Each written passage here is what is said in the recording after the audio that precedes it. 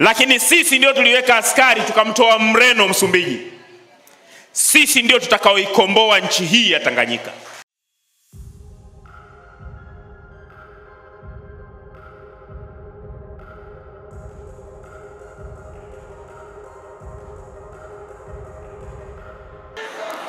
Mtwara ni moja kati ya mikoa ambayo imedhoofishwa sana, tena kwa makusudi, na Chama cha Mapinduzi.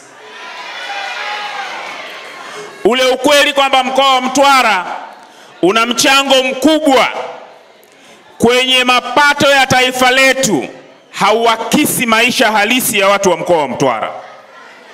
Mkoa wetu wa Mtwara ni mkoa unaozalisha karibu 60% ya korosho hapa Tanzania.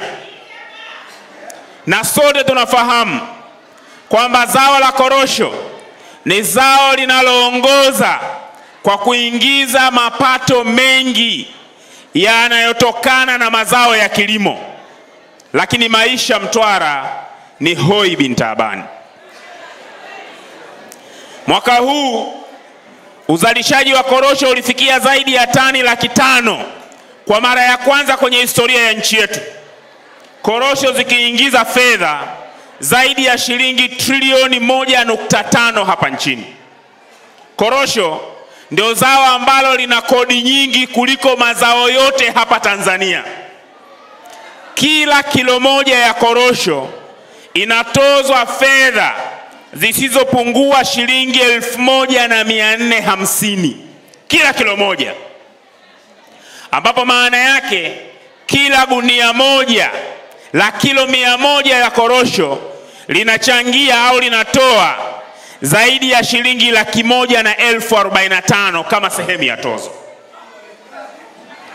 Mtu anayepeleka gunia 10 maana yake anachangia karibu shilingi 1,500,000 kwenye mapato yanayotokana na zao la korosho yanayochukuliwa na serikali kama tozo mbalimbali.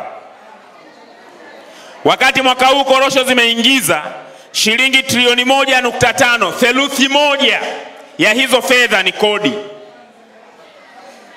Yani theluthi moja ya hizo fedha ni kodi zilizotozwa kwenye ngazi mbalimbali. Export levy imechukua zaidi ya bilioni 300 mwaka huu.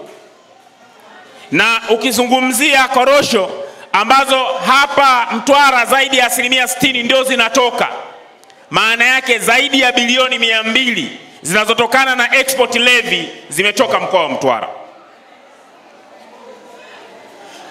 Ukiangalia bajeti ya halmashauri zote za mkoa wa Mtwara, halmashauri ya Mtwara mjini, Mtwara Mikindani, halmashauri ya Tandahimba, halmashauri ya Newala mjini, halmashauri ya Newala vijijini, halmashauri ya Masasi na Nyumbu, halmashauri zote za Mtwara, bajeti yake ya mwaka ya uendeshaji ni chini ya shilingi bilioni 180.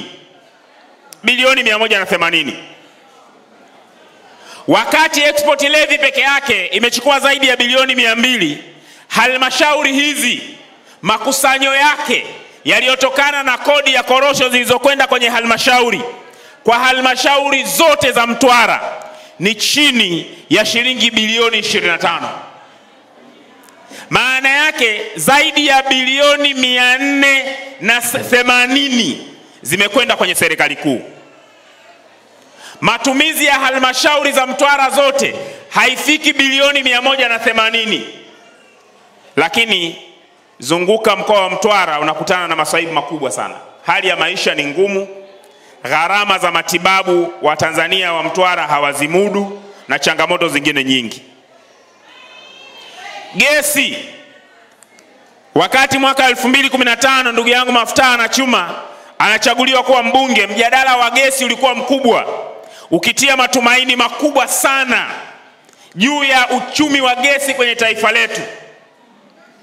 Lakini tuliona uchumi huo ukielekezwa kunufaisha maeneo mengine, ukisahau kwamba lazima mradi wowote wa maendeleo uangalie kwanza eneo ambapo mradi huo unafanyiwa kazi, kwa maana kama ni mali asili kama gesi, lile eneo ambalo gesi inatoka, manufaa yapatikane. Tukaletewa mawaziri hapa zaidi ya 27 kuja kudanganya namna Mtwara itakavyoendelea. Tukawa tunaambiwa ukiondoa jiji la Dar es Salaam, jiji litakalofuata ni Mtwara. Serikali ya CCM imehujumu miradi ya gesi. Leo mradi wa gesi, leo sisi tuligundua gesi kwanza. Msumbiji wameanza kuuza gesi kabla yetu sisi. Na eneo ambalo Msumbiji wamegundua gesi ni hapa Palma. Palma na hapa Mtwara ni kilomita 86. Na Palma kabla ya uhuru ilikuwa ni sehemu ya Tanganyika. Mwalimu Nyerere ndio aliitoa baada ya kupigana na Mreno, akasema mto Ruvuma ndio uwe mpaka. Leo wenzetu wa Msumbiji tayari wanauza gesi. Watu wa Mtwara, gesi imebaki kama ni mzaha tu wa maendeleo ambayo yalitarajiwa. Kwa hiyo watu wa Mtwara, watu wa kusini, wana kila sababu ya kukikataa Chama cha Mapinduzi. Kusini ilijitolea uhai wa watu wake kupigania nchi hii, ikipoteza zaidi ya raia 300,000 kwenye vita vya Majimaji mwaka 1905 mpaka 1907. Mwaka huo idadi ya Watanganyika ilikuwa ni 300,000. Kwa hiyo watu 300,000 waliouawa ni 10% ya Watanganyika wote kwa ajili ya uhuru wa nchi hii. Tulipopata uhuru, kusini hii Mtwara iligeuka kuwa ni buffer zone, tukihifadhi askari wa Frelimo kupigania uhuru wa Msumbiji. Tukaachwa nyuma kwa maendeleo kwa zaidi ya miaka 10. Tangu mwaka 61 mpaka mwaka 75 Msumbiji nayo inapata uhuru. Tukawa tunaambiwa watu wa kusini, watu wa Mtwara, kwamba maeneo haya hayawezi kuendelezwa kwa sababu Mreno anaweza kuvamia wakati wowote. Tusubiri. Mtwara inasubiri mpaka leo. Msumbiji imepiga hatua. Hata watu waliopigana vita Msumbiji kule wanasaidiwa na serikali yao. Mtwara inaendelea kusubiri mpaka leo. Mwaka 1984 Jaji Msumi aliwahi kupangiwa kuwa jaji wa mahakama ya Mtwara, jaji wa mahakama kuu kanda ya Mtwara. Anasema aliamua ikiwa atalazimishwa kwenda Mtwara, basi ataachia ngazi kutoendelea kuwa jaji, kwa sababu aliutazama huo ni uhamisho wa adhabu. Yani CCM waligeuza kusini kuwa ni eneo ambalo watu wanaadhibiwa ndio wakakae. Sisi ndio mahali tunapoishi, ndio kwetu. Sisi tumekosa nini tuadhibiwe mpaka leo? Sasa ndugu zangu, nimeyarejea haya kuwakumbusha wajibu wetu muhimu mwaka 2025. Chama chetu kimeamua, chama cha ACT Wazalendo, kuwa kitashiriki uchaguzi. Na uamuzi wetu ni uamuzi wa kimapambano. Sisi mwaka 2015 Maftaa kushinda hapa kwa sababu watu walilala nyumbani. Nyote nyie mnafahamu. Bwege hakushinda kwa sababu watu walilala nyumbani. Barwani mwaka 2010 alitangazwa Lindi baada ya mapambano ya wananchi na dola. Chama chetu kinawakumbusha kuwa unapokuwa na serikali iliyoshindwa kuhudumia, wajibu wa kuiondoa ni wa wananchi. Leo mauaji katika nchi yetu yamekuwa ni jambo la kawaida. Watu wanatekwa, watu wanauawa, maiti za watu zinaokotwa kwenye viroba katika nchi ambayo hakuna vita. Leo imekuwa ni jambo la kawaida kusikia kwamba mtu ametekwa na mtu asiyejulikana, na tuna serikali ambayo imesalimu amri mbele ya watu wasiojulikana. Juzi daktari wenu hapa wa kanda, Dr.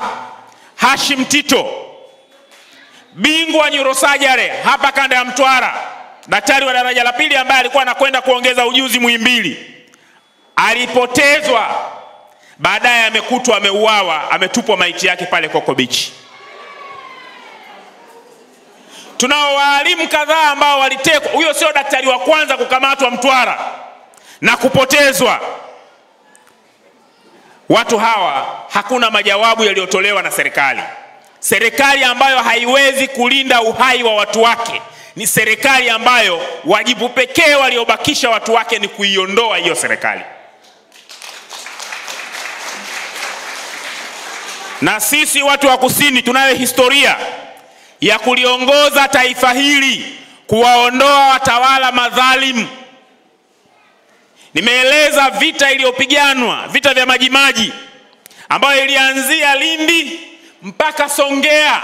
Hii yote Lindi, Mtwara mpaka Songea ikapigana hiyo vita. Lakini sisi ndio tuliweka askari tukamtoa Mreno Msumbiji. Sisi ndio tutakaoikomboa nchi hii ya Tanganyika. Ninyi watu ambao mnadhulumiwa korosho zenu, ninyi watu ambao korosho haziwanufaishi, mabilioni ya fedha ya korosho yanatoka na hayaakisi maisha yenu, mnapaswa kuongoza mapambano ya kuiondoa CCM madarakani.